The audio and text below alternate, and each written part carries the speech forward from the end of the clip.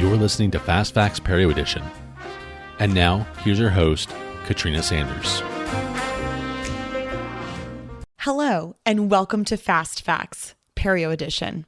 This week, I stumbled upon this study, and you guys, sometimes I go back and forth. Like, do I just find this cool, or do other people find this cool? And then I had to think about it, and I'm like, no, the people that listen to Fast Facts Perio Edition are just as weird as I am in loving these super nerdy facts. So for all of the nerds out there, this is for you this week. Okay, so I stumbled upon this interesting study that was actually done in alignment from the NHANES. That's the National Health and Nutrition Examination Survey, which is, we know is like a giant survey that looks at complexity of health, nutrition, physical activity, etc. And this interesting study looked at the role of physical activity when it comes to the presence or association of periodontitis. Now, I'll take this a step back. We all know how important physical activity is for the, reduction in inflammatory components. We know how important endorphins are because, when people work out, they release endorphins, and happy people love endorphins, and happy people just don't kill people, right? So that was a Legally Blonde reference, by the way, for those of you who are paying attention. So we know that physical activity is quite important to overall health, or at least we thought. Dun, dun, dun. So this research study looked at two different types of physical activity. They actually looked at individuals who experience what's called work physical activity and then recreational physical activity. So work physical activity are individuals who are acquiring physical activity while at work.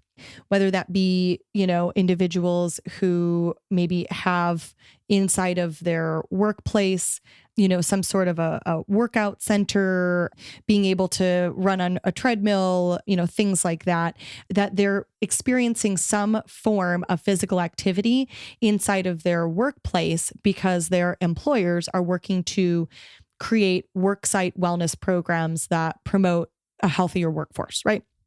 So that's work physical activity.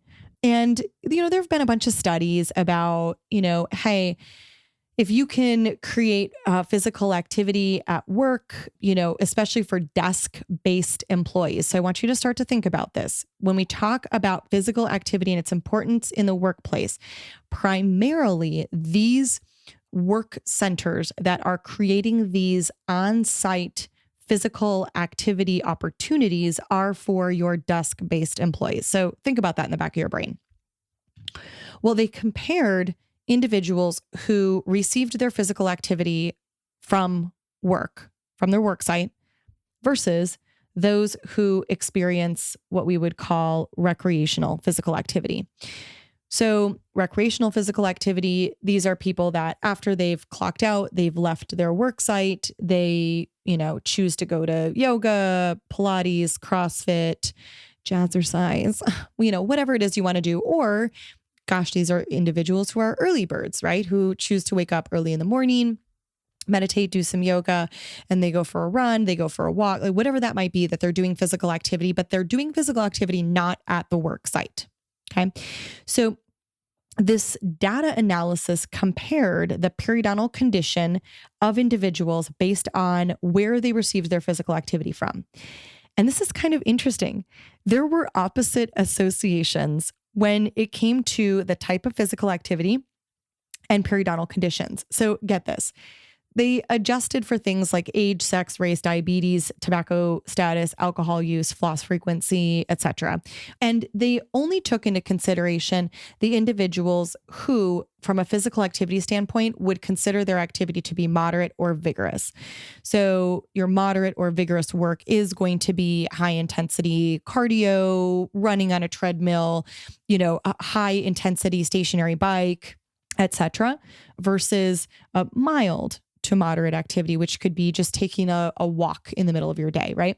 So they took individuals with moderate to vigorous work or physical activity And they found that individuals who completed their physical activity at work had a significantly higher odds experience of periodontitis.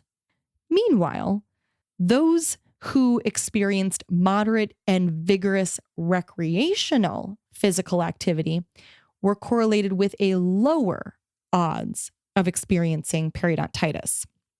So this brings into question kind of an interesting survey.